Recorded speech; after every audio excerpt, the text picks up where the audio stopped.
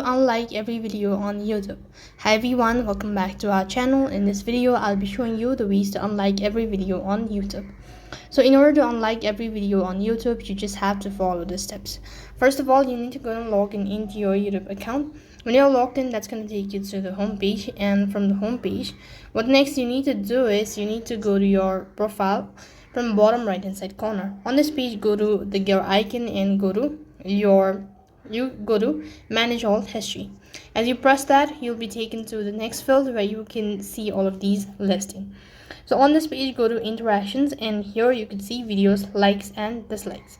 So if you wish to unlike all of the videos, you need to go ahead and select it one after the other by tapping on the cross icon just like this. You could just go ahead and select that and then unlike the videos. So in this way, you could unlike every video on YouTube. That's all for this video.